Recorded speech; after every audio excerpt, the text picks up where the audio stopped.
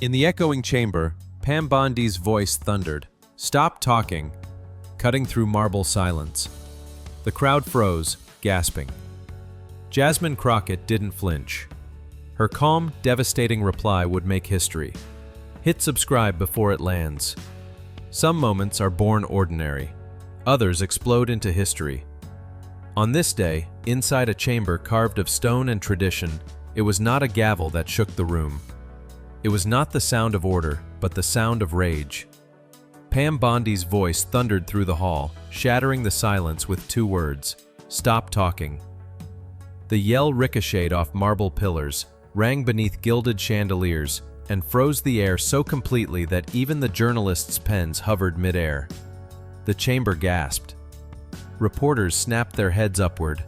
Activists stiffened in their seats. Cameras locked focus, zooming toward the confrontation. Bondi sat high, smirking, certain she had reasserted control. For years, this had been her weapon: cutting others off, drowning them in volume, silencing them with force. But across from her sat Jasmine Crockett, calm, steady, unmoved. And what Crockett said next would not just answer the shout.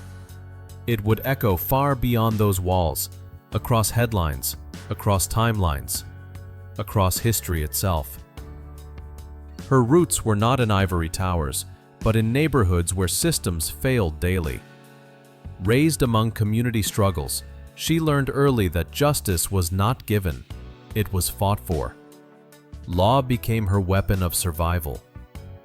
She entered courtrooms not to climb ladders, but to defend those crushed by them.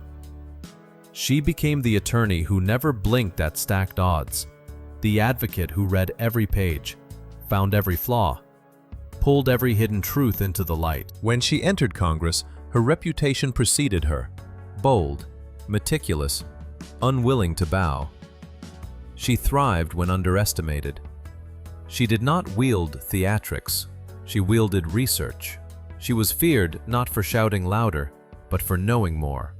And in this chamber, in this moment, it was knowledge and calm that would face off against arrogance and volume. Pam Bondi's story was written differently. Polished in elite schools, elevated through connections, she carved her career as a prosecutor, then as a political insider. Her rise was fueled not by grassroots struggle, but by establishment ties. She became known for her style: booming interruptions, sharp dominance, a habit of taking control not by persuasion, but by force. She relished the stage, the lights, the microphones. She cut off challengers with ease, silenced dissent with glares, and carried herself as though the room was always hers to command. Arrogant, condescending, quick to dismiss. Bondi was used to winning by volume, but volume cannot always drown truth. The chamber itself was alive with tension. Marble walls glowed in the light. Gilded fixtures gleamed overhead, and rows of reporters sat packed like soldiers of ink and record. Outside, activists held signs pressed against barricades, chanting faintly, their voices echoing through the stone. Inside, whispers filled the gallery. People clutching programs, shifting uneasily, eyes darting between Crockett and Bondi. The stakes were immense. This was not a minor dispute.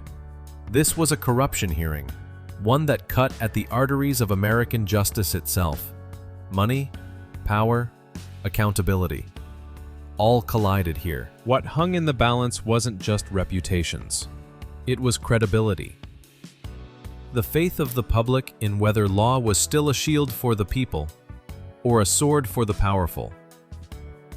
It was David against Goliath, grassroots fighter against polished insider, calm steel against booming arrogance. The crowd prayed silently that the underdog would not break. Crockett spoke with steady cadence, laying out evidence like stones placed carefully in a wall.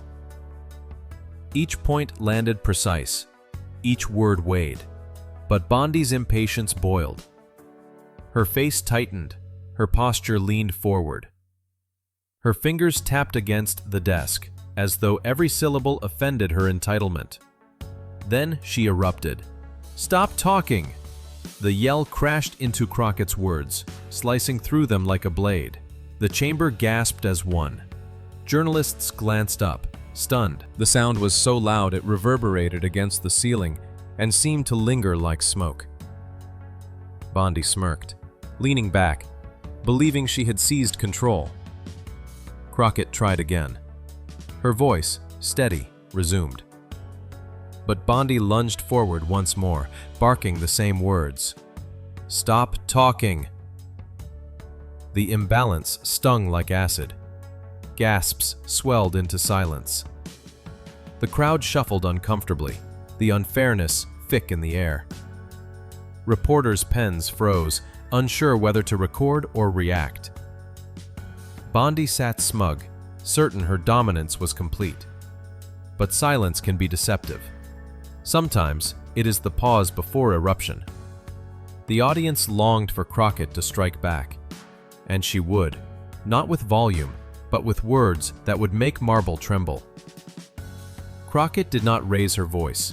She did not mirror the rage. Instead, she placed her notes down with deliberate calm, each paper neatly aligned, the sound of paper against desk slicing through silence.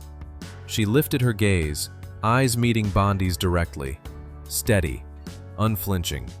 And then she spoke. "I will stop talking," she said, her tone cool as steel. "The day corruption stops breathing in this chamber." The words echoed, long and thunderous, filling every corner of marble. The crowd gasped, audibly, like a wave crashing. Some clapped instinctively, others covered their mouths. Reporters scribbled furiously, some whispering, "She said it. She actually said it." Bondi's face flushed red. Her smirk cracked like glass under weight. Her posture faltered, leaning back, her dominance shattered. Crockett did not move. She didn't gloat. She simply sat, calm as stone, letting her words reverberate.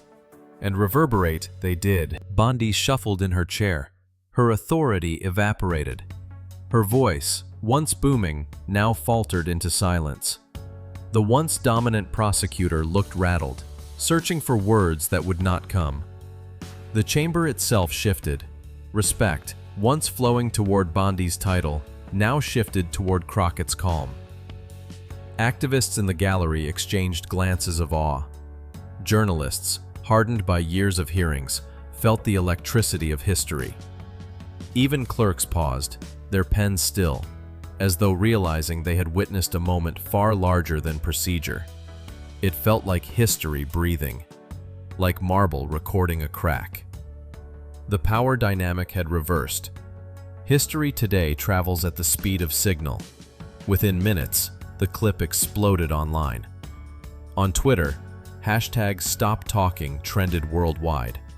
Side by side with it, #Crockett clapback and #Bondi silenced. One clip gained millions of views in hours. Bondi's red-faced yell spliced against Crockett's calm reply, captioned, "Volume doesn't equal victory." On TikTok, edits looped Bondi shouting, with Crockett's reply dropping like a bass line. Captions flashed, "She didn't yell." She ended it, Instagram flooded with memes. Bondi screaming frozen mid-frame, Crockett cool and still beneath bold text. "I will stop talking when corruption stops breathing." Commentators chimed in. The day the gavel broke, she flipped silence into a weapon. Bondi was loud. Crockett was eternal. The internet crowned its victor, but the true measure of moments is not in hashtags, it is in legacy. For Bondi, this became humiliation etched in permanence. Her shout, once weapon, became meme. Her dominance, once assumed, became mockery. Her reputation bore a wound that never healed. For Crockett, it was ignition. No longer just a congresswoman, she became a symbol of fearless accountability. The calm voice that silenced arrogance. The underdog who stood against volume and won with truth. Commentators called it the day the marble cracked. Law professors cited it as a case study in power reversed. Activists carried her words on signs, chanting them outside courts, embedding them into protest culture. It reshaped the discourse on corruption. It reignited calls for accountability.